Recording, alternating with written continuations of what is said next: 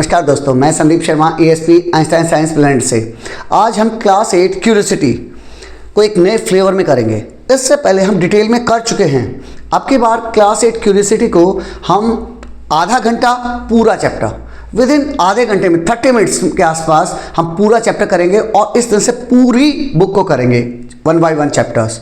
अगर आप डिटेल में करना चाह रहे हैं तो मेरी दूसरी प्लेलिस्ट है जहां आपको पूरा डिटेल में मज़ा आएगा उसको करने में। लेकिन हाँ, जैसे अभी एग्जाम आ रहे हैं और बच्चे चाह रहे हैं कि रिवीजन हो जाए, जल्दी जल्दी करना है, तो उनके लिए मैंने ये आधे घंटे वाली सीरीज़ बनाई है। आज हम चैप्टर नंबर 2 करने जा रहे हैं, the invisible living world beyond our naked eye. Chapter number 1 मैं डिटेल में करा रखा है, आप डिटेल वाली वीडियो देख लीजिएगा क्योंकि चैप्टर नंबर में वैसे भी एग्जाम में आएगा नहीं। हाँ, ये वाला चैप्टर जो पुरानी NCERT थी उसमें माइक्रो ऑर्गेनिज्म के नाम से दिया है। यहाँ क्या किया उन्होंने, यहाँ सिर्फ चैप्टर का नाम चेंज किया है, अदरवाइज बेसिक डिफरेंस नहीं है। माइक्रो ऑर्गेनिज्म ही पढ़ेंगे जिसको हम शॉर्ट में माइक्रोब्स बोलते हैं। तो जैसे आदमी बहुत पहले से बेटा क्यूरियस था कि भाई मेरे आसपास में मैं कितना छोटे से छोटा देख सकता हूँ। फॉर एग्जाम्पल जैसे हमारे हाथ की बात कर लें, हमारे हाथ के ऊपर बहुत सारे माइक्रोब्स हैं। एट प्रेजेंट बहुत सारे माइक्रोब्स हैं, इवन मैं हैंड वॉश करके आया हूँ तब भी हैं। अगर रियली में मेरी आंख में माइक्रोस्कोप लगा हो तो मैं अगर मैं हाथ को देख लूँ तो मैं खाना नहीं खा पाऊँगा, इतने माइक्रोब्स हैं। तो यही क्यूरियोसिटी को देखते हुए पहले उन लोगों ने क्या किया, they were using curve piece of glass could make small things look bigger। उन्होंने देखा कि कर्व पीस ऑफ ग्लास को अगर मैं यूज कर रहा हूं तो उससे होता क्या था, मुझे चीजें बड़ी दिखाई दे रही थी। धीरे धीरे ऐसे इंप्रोवाइजेशन आया। ये कैसे था, it was something like that lentil seed, जो मसूर की दाल होती है ना, वैसे थे। कैसे, मिडल में से थोड़े मोटे और किनारों से पतले। धीरे धीरे फिर माइक्रोस्कोप आए, धीरे धीरे क्या हुआ, माइक्रोस्कोप आए और हम गहराई में देखने लगे। जैसे यहाँ एक्टिविटी 2.1 में बता रहा है, यहाँ आप राउंड बॉटल फ्लास्क होती है, आप केमिस्ट्री लैब में पक्का देखा होगा। उसके थ्रू उन्होंने देखा, ये देखो, ये जो NCERT की किताब पढ़ रहे हैं, यहाँ जो अक्षर हैं वो बहुत छोटे दिखाई दे रहे हैं, लेकिन जो राउंड बॉटल फ्लास्क के अंदर से मैं देख पा रहा हूँ उसमें मैंने देखा कि it is working as a magnifying glass और जो वर्ड्स को है बड़ा करके दिखा रहा है। सेम टेक्निक वो लोग उस टाइम यूज करते थे। उसके बाद क्या आया, उसके बाद रियल टाइप के मैग्नीफाइंग ग्लास आने लग गए। मैग्नीफाइंग ग्लास आए, मैग्नीफाइंग ग्लास के बाद फोल्डस्कोप आए, उसके बाद माइक्रोस्कोप आए, माइक्रोस्कोप के बाद अभी इलेक्ट्रॉन माइक्रोस्कोप भी आ गए हैं जो एक चीज़ को 10 लाख टाइम्स बड़ा करके दिखा रहे हैं। इस टाइप से धीरे धीरे इम्प्रोवाइजेशन आया, उसी के बारे में बता रहा है। यहाँ एवर हर्ड ऑफ में पहली बार 1665 में रॉबर्ट हुक नाम के साइंटिस्ट थे, उन्होंने एक बुक पब्लिश की। बुक का नाम था माइक्रोग्राफिया। 2 वर्ड में तोड़ के समझो इसको, माइक्रोग्राफिया।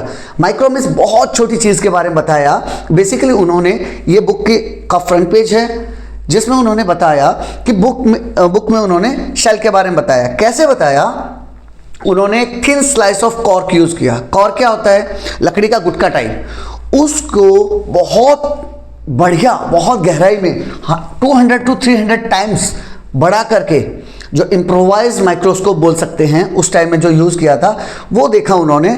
और उसमें उन्होंने देखा कि इट वाज लाइक ऑफ, जैसे हनीकॉम, जो मधुमक्खी का छत्ता होता है ना, उस हनीकॉम में जैसे छोटे छोटे सेल्स होते हैं वैसे सेल उन्हें दिखाई दिए। First time the word cell was used in science to describe the basic unit of life. इस तरह से उन्होंने जो कॉर्क को बड़े गहराई से देखा और वहाँ उन्होंने क्या देखा कि कॉर्क के अंदर बहुत छोटे छोटे सेल हैं, बहुत छोटे छोटे सेल हैं। धीरे धीरे वो क्या चीज़ थी, कॉर्क क्या था, डेड सेल थी। धीरे धीरे क्या हुआ, लाइव सेल के बारे में पढ़ा गया। इस टाइप से इम्प्रोवाइजेशन होते गए।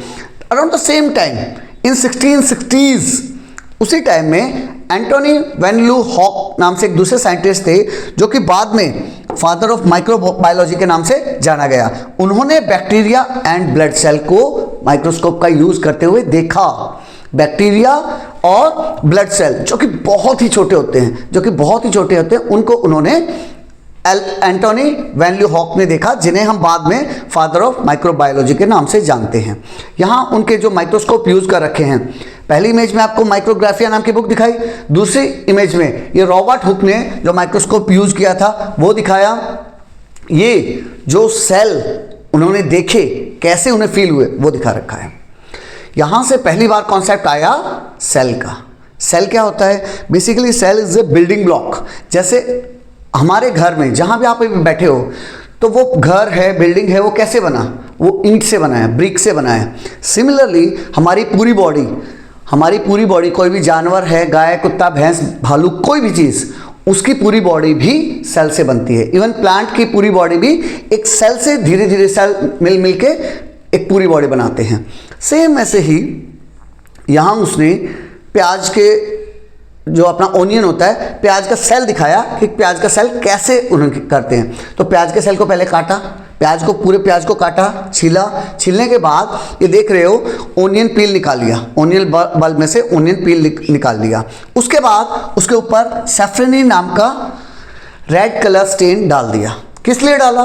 टू सी इट क्लियरली, ताकि मेरे को साफ क्लियर दिखाई दे पाए। उसके बाद अच्छे से साफ किया और उसके ऊपर ग्लिसरीन डाल दिया। ग्लिसरीन किस लिए डाला? ताकि will prevent drying of the cell सूख ना जाए, इसलिए डाला कि कहीं सेल सूख ना जाए। And improve clarity for better visualisation of the cell, ताकि मेरे को अच्छे से दिखती रहे। ये बेसिकली कर क्या रहा है? या इस इमेज में क्या समझा रखा है? माइक्रोस्कोप के नीचे हम कैसे स्लाइड तैयार करते हैं, तो उसने वही बताया है। यहाँ एक हमने स्लाइड लिया, स्लाइड के ऊपर ओनियन पील डाला, उसको फ्लैट किया, सैफ्रनिन डाला, उसके ऊपर ग्लिसरीन डाला, ग्लिसरीन डाल के ऊपर दूसरी स्लाइड, जो कवर स्लिप बोलते हैं, दूसरी स्लाइड रख दी। जो आसपास से ग्लिसरीन वगैरह वेस्ट था, जो बाहर फैला हुआ था, उसको ब्लोटिंग पेपर का यूज़ करते उसे क्लीन कर दिया। आफ्टर दैट हमारी स्लाइड तैयार होगी। माइक्रोस्कोप के नीचे रख के देखा। जब मैं माइक्रोस्कोप के नीचे रख के देखा तो मुझे कैसी दिखाई दी? इस इमेज में दिखा रखा है। ओनियन की पील थी, वो मुझे कैसी दिखाई दी? इसमें कुछ चीज़ें इंपॉर्टेंट है बेटा। यहाँ सेल वॉल, ये जो चीज़ है, ये दिस इज सेल वॉल। और सेल मेम्ब्रेन, इसी में सेल मेम्ब्रेन है। यहाँ जब भी प्लांट सेल की बात करोगे ना, वहाँ आपको दो चीज़ें मिलेंगी, cell membrane and cell wall. Cell wall ज़्यादा प्रोटेक्शन के लिए होती है। उसके बाद हर एक सेल में, कोई भी सेल देखो आप, ये कोई भी सेल देखो, उसके सेंटर में ये वाला देखो, यहाँ जो न्यूक्लियस दिखा रखा है, और जो लेफ्ट राइट में सारा लिक्विड भरा हुआ है, this is known as cytoplasm. क्या तुम्हें ये चीज़ और ये चीज़ सेम दिखाई दे रही है? हाँ सर, सेम दिखाई दे रही है। ये मुझे ईंट मतलब दीवार दिखाई दे रही है जिसके अंदर बहुत सारी ईंटें लगी हुई हैं। सिमिलरली ये वो प्याज है, ये ओनियन है, जो आप जब सेल बाय सेल देखोगे तो आपको ऐसा दिखाई देगा। इसीलिए हम उसको कोरिलेट करेंगे। अब यहाँ क्या किया एक्टिविटी 2.3 में? एक्टिविटी 2.3 बहुत सिंपल सी है। आप क्या करो, अपने माउथ को खोल के ऐसे यूं अंदर से चीक की सेल निकाल के लाएंगे। हम चीक की सेल निकाल के लाएंगे, उसको सेम स्लाइड तैयार करेंगे। कैसे स्लाइड तैयार करेंगे? मिथिलिन ब्लू का यूज़ करेंगे, जो कि एक ब्लू कलर का स्टेन है। क्यों यूज़ किया? By increasing contrast. इससे हुआ क्या? कॉन्ट्रास्ट बढ़ा दिया हमने, ताकि मेरे को अलग से सेल दिखाई दे। आफ्टर दैट ग्लिसरीन यूज़ करेंगे, जैसे पहले यूज़ किया है। तो उसके बाद मुझे सेल कुछ इस टाइप के दिखाई देंगे। अब ये क्यों दिखाया सर? जब मुझे ओनियन में समझा दिया था, ये इसलिए दिखाया कि ये ह्यूमन सेल है, वो ओनियन की सेल थी, प्लांट की सेल थी। तो आपको ये महसूस कराने के लिए कि प्लांट में भी सेल होती है, ह्यूमन बीइंग में, एनिमल्स में भी सेल होती है। ये सेल कैसी थी? ये सेल पॉलीगन बेस्ड थी। इनका स्ट्रक्चर कैसा था? पॉलीगन शेप का था। इसमें भी सेल मेम्ब्रेन है, साइटोप्लाज्म है, न्यूक्लियस है। इसका मतलब हमें क्या समझ में आया? तीन चीज़ें पक्का हर एक सेल में मिलेंगी, cell membrane, cytoplasm and nucleus. Three main parts are there. First one is cell membrane. Cell membrane क्या होती है? सेल मेम्ब्रेन को हिंदी में बोलते हैं झिल्ली। झिल्ली मतलब जिसके अंदर से एक टाइप से कवरिंग रहेगा, जो प्रोटेक्शन देगा, दूसरी सेल से मिलने नहीं देगा। और जो चीज़ न्यूक्लियस चाहेगा उसको अंदर बुला लेगा, जो चीज़ चाहेगा कि अंदर ना आए उसको रोक लेगी। सेल मेम्ब्रेन का इस टाइप का काम है। साइटोप्लाज्म क्या है? साइटोप्लाज्म बेसिकली वो लिक्विड है जिसमें सारी प्रोसेसेस होती हैं। Nucleus is the brain of the cell. Cell का ब्रेन है जो कि सारी प्लानिंग करेगा, किसको अंदर आना है, किसको बाहर निकालना है, कौन वेस्ट है, कौन काम की चीज़ है, ये सारे काम। तो ये तीन चीज़ें हर एक उसमें मिलेंगी आपको। सेल वॉल प्लांट सेल में मिलेगा। अभी आएगा, इसके बारे में और डिटेल में समझेंगे। प्लांट सेल में कुछ चीज़ें स्पेशल होती हैं, because they can not move, वो ज़्यादा स्ट्रॉन्ग होना पड़ेगा उनको, नेचर ने उनको स्ट्रॉन्ग बनाया है, इसके लिए सेल वॉल वगैरह दे रखी हैं। नेक्स्ट है यहाँ सेल वॉल, यहाँ आपको क्लियरली दिखा रखी है। ये राइट साइड में आप देखोगे, राइट साइड में प्लांट सेल दिखा रखी है, यहाँ ह्यूमन सेल दिखा रखी है, एनिमल सेल दिखा रखी है। तो तीन चीज़ें जो मैंने रेड से हाईलाइट कर रखी हैं, that is cell wall. Plant cell में क्या है बेटा, ये देखो, इसमें एक लेयर दे रखी है, this is known as cell membrane. Similarly इसके अंदर भी एक लेयर है, ये वाली, जैसे सेल मेम्ब्रेन नाम दिया गया है। इसके बाहर एक और स्पेशल प्रोडक्शन दे दी, कौन सी, ये वाली, जिसे हम सेल वॉल देते हैं, सेल वॉल बोलते हैं। क्यों बोलते हैं सेल वॉल?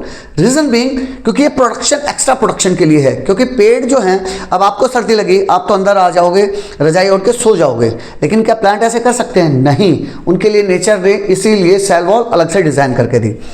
उसके बाद न्यूक्लियस दोनों जगह मिलेगा, यहाँ भी है, यहाँ भी है। क्लोरोप्लास्ट, प्लांट्स में ग्रीन कलर का एक क्लोरोप्लास्ट नाम से एक स्पेशल पिगमेंट रहेगा। नेक्स्ट है साइटोप्लाज्म, दोनों में है।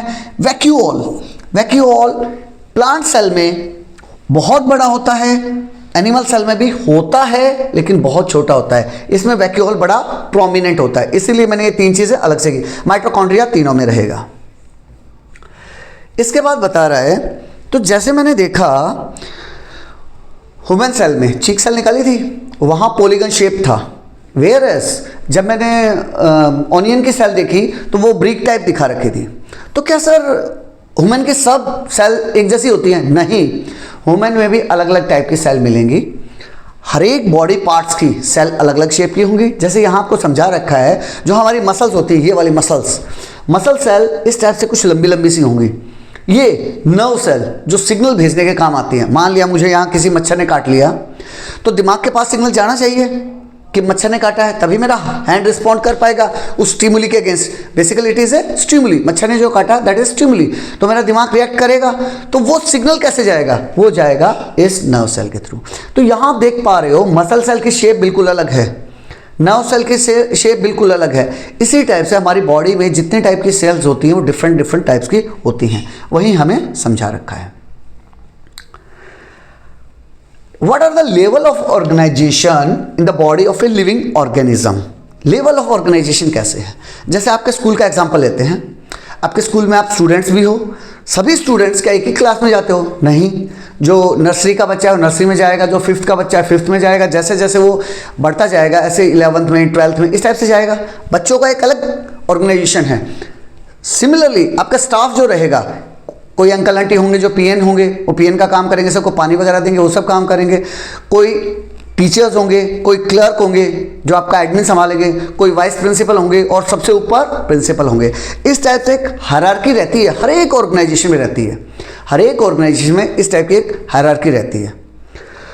सिमिलरली हमारी बॉडी में भी एक हायरार्की है। वही ऑर्गेनाइजेशन के बारे में बात कर रहा है कि कैसे कैसे कैसे मिल मिल के ये चीज़ें बनाते हैं। जैसे अभी हमने एक एग्जांपल दिया था कि कोई भी घर बनाते हैं तो उसकी बेसिक यूनिट क्या होती है? ईंट, ब्रिक, उसी से मिल मिल के घर बनता है। तो क्या ऐसे ही हमारी बॉडी में भी, ये देखो स्टार्टिंग में क्या था? सेल था। सेल ने मिलके क्या बना दिया? टिश्यू बना दिया। टिश्यू ने मिलके क्या बना दिया? ऑर्गन बना दिया।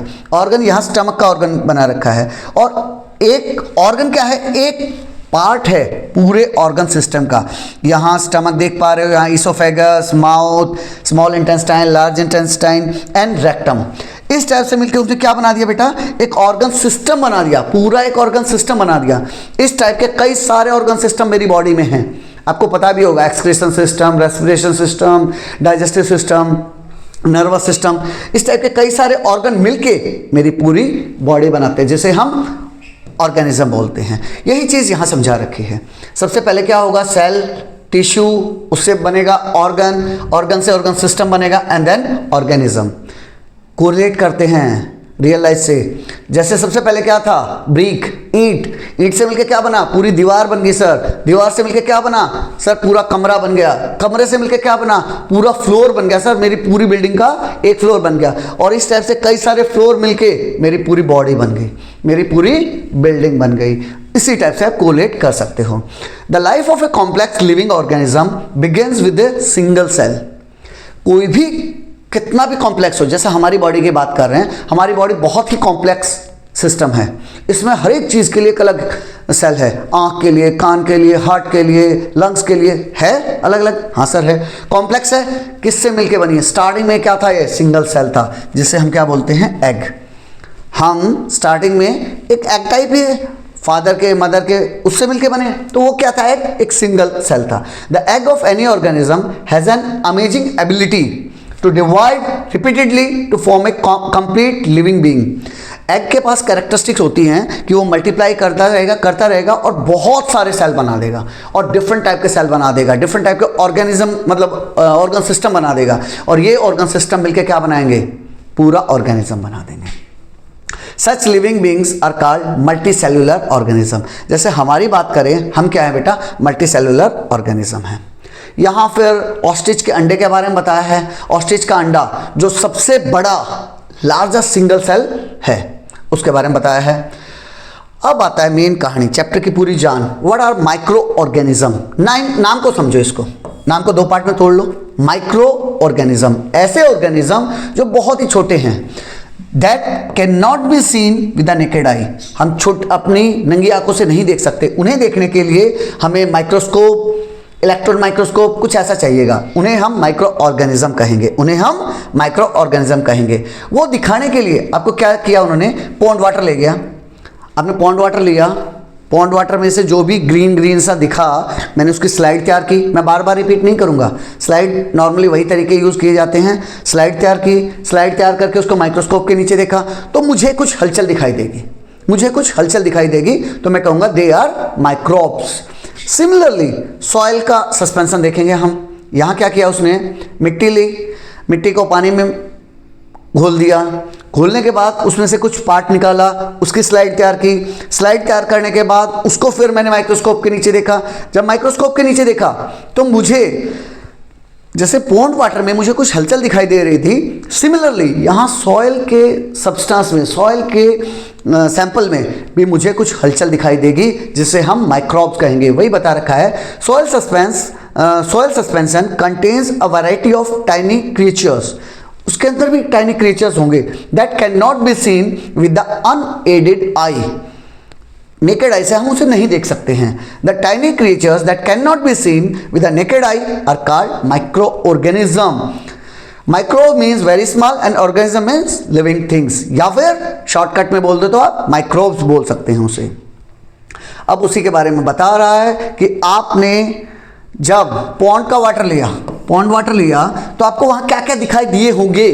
अगर उसके अलावा कुछ और दिखाई दिया है, you can write it down in your notebook.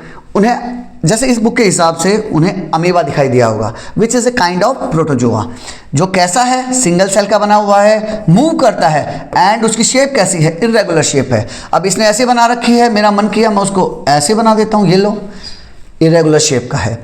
Next is paramecium, which is again A type of protozoa, जो कि खुद एक सिंगल सेल है। सिंगल सेल सारे काम वही कर लेगा, सिंगल सेल, यूनिसेलुलर बोलते हैं। Moves from one place to another, movement takes place with the help of specialised structure. Specialised structure रहेंगे जो उसके मूवमेंट में हेल्प करेंगे। And third one is algae, ये भी सिंगल सेल है। Looks green because of the presence of green pigment, green pigment के कारण आपको ग्रीन दिखाई देगा। ये तीन चीजें मुझे पॉन्ड वाटर में दिखाई दी थी। सॉइल सस्पेंशन में क्या दिखाई देगा? सॉइल सस्पेंशन में आपको ब्रेड माउल्ड, जिसे हम फंगी बोलते हैं, वो दिखाई देगा। ब्रांच फिलामेंट रहेंगे विदाउट क्लोरोफिल, इसके अंदर क्लोरोफिल नहीं होगा। Having sac like structure, sac जैसे बोरी नहीं होती, बोरी टाइप स्ट्रक्चर दिखाई देंगे। माउल्ड फंगी, यहाँ ब्रांच फिलामेंट विदाउट क्लोरोफिल, इसमें भी क्लोरोफिल नहीं होगा। हैविंग ब्रश लाइक स्ट्रक्चर दिखाई देंगे। And again algae and bacteria दिखाई देंगे। एक नया नाम आ गया बैक्टीरिया।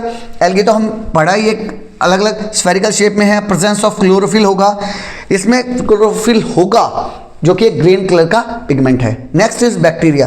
बैक्टीरिया अलग अलग शेप में दिखा रखे हैं, मैंने उसके लिए एक अलग स्लाइड ऐड की है आपके लिए, आपको और गहराई में समझाने के लिए। ये कैसे होंगे? स्फेरिकल होंगे, कोमा शेप होंगे, स्पाइरल होंगे, रोड शेप होंगे, इस टाइप से अलग अलग टाइप के स्ट्रक्चर होंगे। कभी आपने वायरस के बारे में सुना है? पक्का सुना होगा। क्यों? कोरोना वायरस तो सबने सुना है। पहले हमारे टाइम में वायरस का नाम नहीं सुना होगा, लेकिन अब बच्चों ने वायरस के बारे में ज़रूर सुना है। वायरस एक ऐसा ऑर्गेनिज्म है जिसे एसेल्यूलर बोला गया है। एसेल्यूलर मतलब ये लो दो पार्ट में कर दो। ए सेल्यूलर, ए मतलब सेलुलर का उल्टा, यानी इसके अंदर सेल्स नहीं होती हैं। Virus multiply when they enter a living cell. ये एक बॉर्डर लाइन टाइप रहता है। बॉर्डर लाइन, कभी जिंदा है कभी मरा हुआ है, कभी जिंदा है कभी मरा हुआ है। जिंदा कब होगा? जब आपकी बॉडी में एंटर कर जाएगा। मरा हुआ कब होगा? जब कहीं बाहर पड़ा है, जब इसको कोई होस्ट नहीं मिलेगा तो ये मरा हुआ है। उसी को मैं डिटेल में यहाँ समझाया है कि 5 टाइप्स ऑफ माइक्रो ऑर्गेनिज्म होते हैं। First one is bacteria, fungi, protozoa, algae and virus. ये 5 टाइप के होते हैं। कुछ जगह आपको 4 ही मिलेंगे। वायरस को इसके कैटेगरी में नहीं रखते हैं। क्यों नहीं रखते हैं? क्योंकि वायरस लाइव नहीं है, जिंदा नहीं है, इसीलिए। अदरवाइज कई जगह आपको 5 मिलेंगे, उस पर परेशान होने की जरूरत नहीं है। नेक्स्ट है बैक्टीरिया। बैक्टीरिया क्या है? सबसे पहली बात तो बेटा ये यूनिसेलुलर, 2 ही इसमें यूनिसेलुलर मिलेंगे, एक तो बैक्टीरिया, एक प्रोटोजोआ। याद कैसे रहेगा? लंबे लंबे नाम है, लंबे लंबे नाम है। इसका भी लंबा सा नाम है, इसका भी लंबा सा नाम है, लेकिन ये देखो फंगी, एल्गी, वायरस, छोटे छोटे नाम हैं। ये यूनिसेलुलर भी मिलेगा, मल्टी सेलुलर भी मिलेगा। ये यूनिसेलुलर भी मिलेगा, मल्टी सेलुलर भी मिलेगा। वायरस, वायरस का तो एसेलुलर है ही, मैं बता चुका हूँ। तो लंबे नाम वाले यूनिसेलुलर, सिंगल सेल वाले। छोटे नाम वाले यूनि भी हो सकते हैं और मल्टी भी हो सकते हैं। ये मत बोल देना कि मल्टी ही हैं, ठीक है। नेक्स्ट, ये प्रोकैरियोटिक होगा। प्रोकैरियोटिक का मतलब इसमें न्यूक्लियस नहीं होगा, प्रॉपर न्यूक्लियस नहीं होगा। ये वाले ये मल्टीसेलुलर हैं, ये यूकैरियोटिक, इनको यूकैरियोटिक बोला जाएगा, इनको यूकैरियोटिक बोला जाएगा। क्यों बोला जाएगा? क्योंकि इसमें प्रॉपर न्यूक्लियस वगैरह रहता है, प्रॉपर न्यूक्लियस रहता है। ये भी यूकैरियोटिक, यानी बैक्टीरिया सिर्फ प्रोकैरियोटिक होंगे, जिसमें कि न्यूक्लियस ढंग से नहीं होगा। कहने का मतलब उसकी सेल अच्छे से डिजाइन नहीं हो रखी होगी, अच्छे से वेल मेंटेन नहीं होगी। आपकी बुक में दे रखा है, अभी इसके बारे में डिटेल में समझते हैं। और वायरस तो अलग ही कहानी है, कभी जिंदा कभी मरा हुआ। How are we connected to the microbes? ये जैसे देख रहे हो बेटा, आपने देखा होगा, आप भी ब्रेड लेके आए, फ्रूट्स लेके आए, फल फ्रूट लेके आए, कुछ भी आपने 2 दिन हो गए, 4 दिन हो गए, आप नहीं खा पाए तो क्या होगा? वो खराब हो जाएगा, इस टाइप से रोटन हो जाएगा। और ये रोटन क्यों हुआ? Because of the fungi and all, microbes के कारण। बैक्टीरिया आ गए, फंगस आ गए, उनको फंगस लग गया है। अब बच्चों को डाउट आता है कि सर ये फंगस आया कहाँ से, बैक्टीरिया आया कहाँ से? मैं तो फ्रेश लेके आया था। हर टाइम हर जगह बैक्टीरिया, फंगस वगैरह अवेलेबल हैं। जैसे मैंने बताया, इवन आपके हाथ पे भी, आपके फ्रूट पे भी, जो अभी खा रहे हो उसके ऊपर भी अवेलेबल हैं। हाँ, जब वो मल्टीप्लाई करके बहुत ज़्यादा बढ़ जाते हैं तब मुझे वो ब्रेड माउल्ड टाइप फीलिंग देते हैं, तब मुझे वो फंगस टाइप फीलिंग आती है। 1-2 बैक्टीरिया हर टाइम अवेलेबल है। वही चीज़ यहाँ बता रखा है, this happen because microbes can be found everywhere. हर जगह मिल सकते हैं, be it in the water, soil, air और इवन सम फूड आइटम्स। कुछ फूड आइटम्स में भी मिल जाएंगे। उसके बाद यहाँ एक फोल्ड स्कोप और माइक्रोस्कोप के बारे में बता रखा है। फोल्ड स्कोप क्या होता है? पेपर को फोल्ड करके बनाया जाता है, छोटी चीज़ों को थोड़ा बड़ा दिखा देता है। वो सस्ते टाइप का माइक्रोस्कोप बोल लीजिए, जो सस्ते में आपको मिल जाए। यहाँ एक्टिविटी 2.7 में आपको घर पे मैन्योर बनाना सिखाया है। मैन्योर, जिसको ऑर्गेनिक खाद बोलते हैं, सिंपल लैंग्वेज में बोलूँ ऑर्गेनिक खाद बोलते हैं। उसमें आप कैसे बना सकते हैं?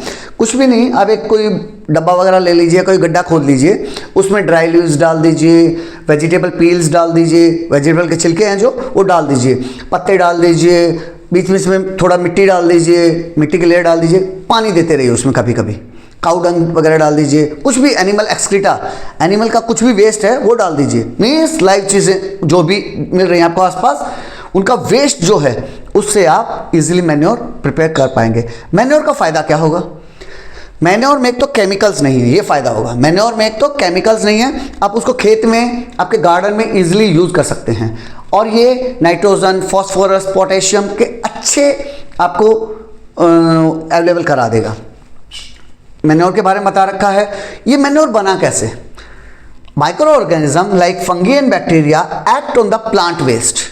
वो एक्ट करेंगे प्लांट वेस्ट के ऊपर, एक्ट करेंगे एनिमल वेस्ट के ऊपर, एक्ट करेंगे and slowly break in down into simpler nutrient rich manure.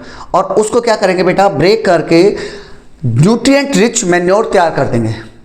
मतलब हुआ क्या, उसके अंदर छोटे छोटे माइक्रोब्स आ गए, पहले से भी थे, वही बढ़ गए, मल्टीप्लाई हो गए और उन्होंने उसको डिकम्पोज कर दिया। डिकम्पोज करने से क्या हो गया, मैन्योर बन गया। जैसे हमारे साइंटिफिक हेरिटेज में आपको मिलेगा क्रीमी के नाम से, क्रीमी के नाम से मिलेगा। एक तो होगा दृश्य और एक अदृश्य, दृश्य और अदृश्य। भाई ऐसे क्रीम, ऐसे माइक्रोब्स, ऐसे छोटे छोटे कीड़े जो कुछ तो मुझे दिख रहे हैं और कुछ मुझे नहीं दिख रहे हैं। उस टाइम में जब माइक्रोब्स का जिक्र ही नहीं था, सोचो तब से हमारे जहाँ माइक्रो ऑर्गेनिज्म का जिक्र नहीं था, माइक्रोस्कोप नहीं थे, तब से हमारे एंशिएंट बुक्स में इनका जिक्र मिलेगा आपको। एक स्टेप फर्दर में जाओगे तो यहाँ आपको बायोगैस कैसे बनाई जाती है उसके बारे में बताया है। बैक्टीरिया और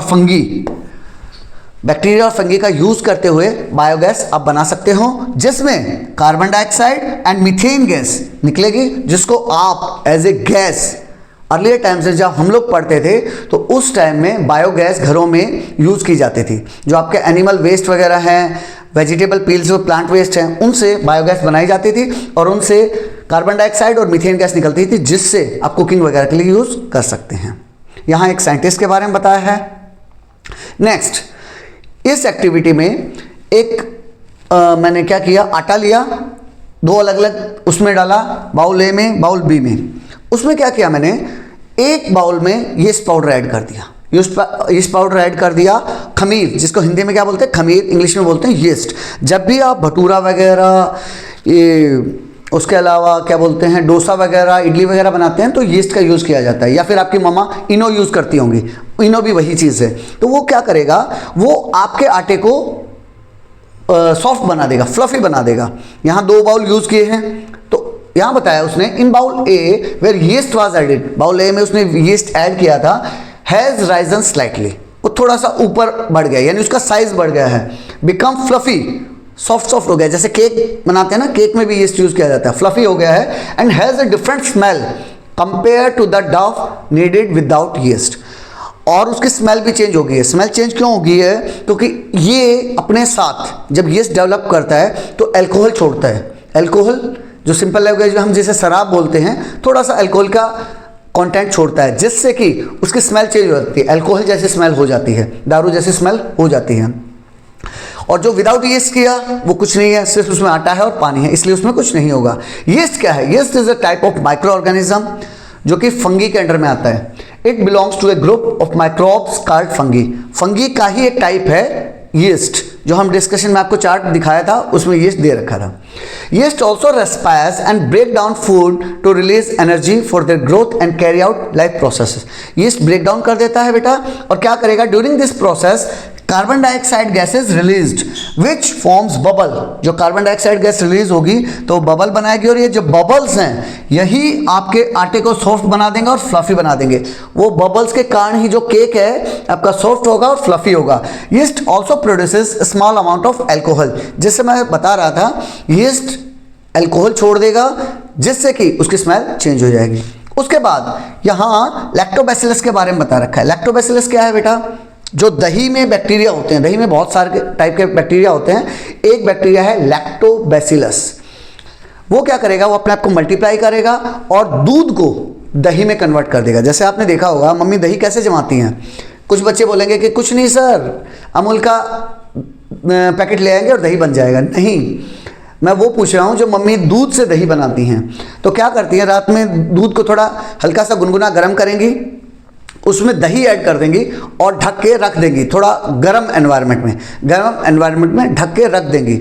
सुबह आप क्या देखोगे, वो पूरा दूध जो रात में दूध था पूरा दही बन गया है। क्यों, क्योंकि अंदर में जो लैक्टोबैसिलस नाम का बैक्टीरिया था उसने अपने आप को मल्टीप्लाई किया और मल्टीप्लाई करके पूरा लैक्टोबैसिलस बन गया है, जो कि दही है, जो हमारे पेट के लिए बहुत अच्छा रहता है।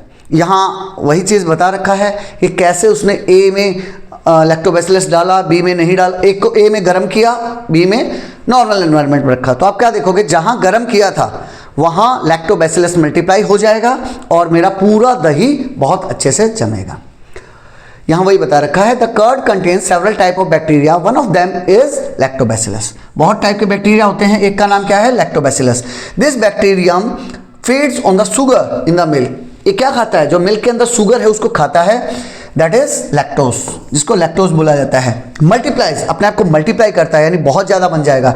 एंड फर्मेंट्स द मिल्क, और मिल्क को फर्मेंट कर देगा टू फॉर्म कर्ड, कर्ड बन जाएगा। इंस्टेड ऑफ प्रोड्यूसिंग एल्कोहल, जैसे यीस्ट क्या कर रहा था? अल्कोहल बना रहा था, ये क्या करेगा? लैक्टिक एसिड बनाएगा विच मेक्स कर्ड सोर, जिससे ये क्या बनाएगा? लैक्टिक एसिड बनाएगा, जिससे कि हमारा दही कैसा हो जाएगा?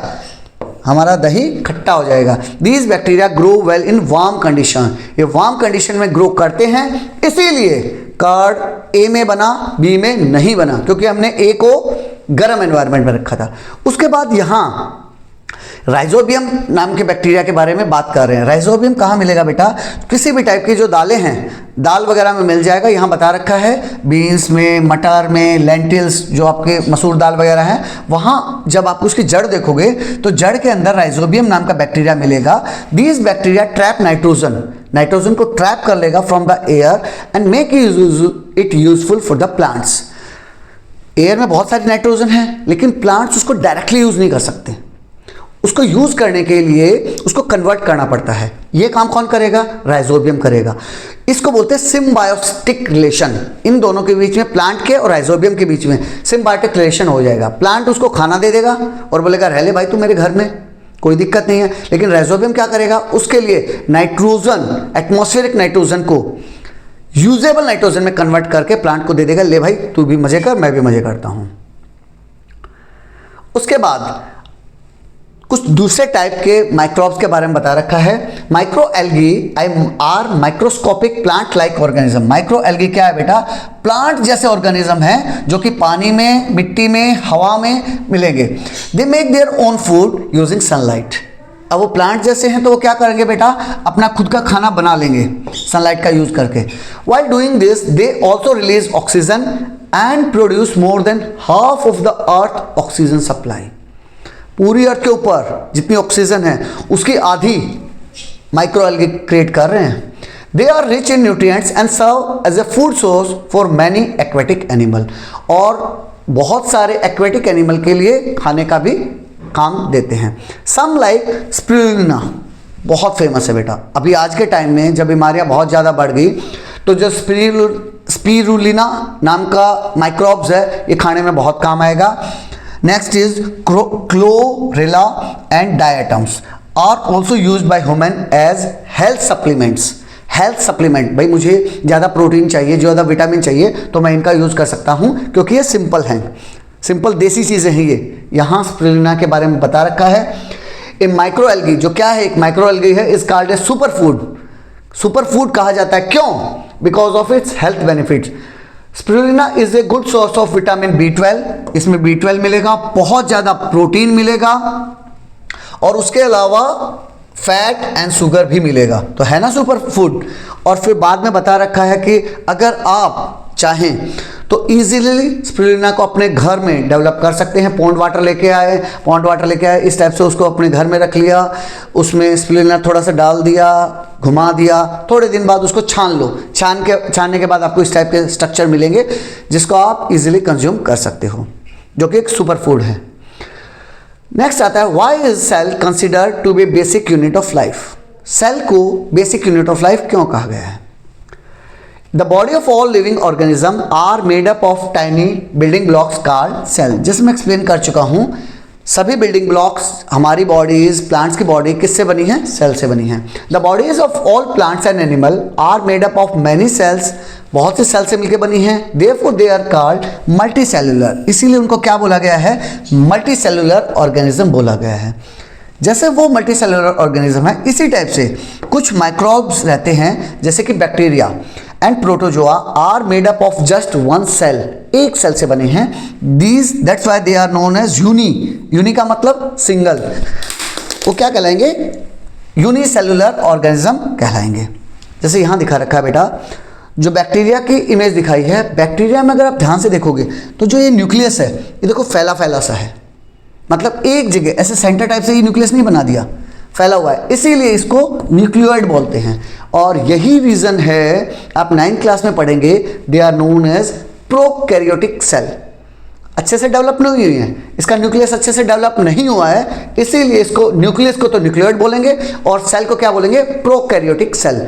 और जिसका अच्छे से डेवलप हो जाएगा उसको न्यूक्लियस बोलेंगे और पूरी सेल को क्या बोलेंगे, यूकैरियोटिक सेल।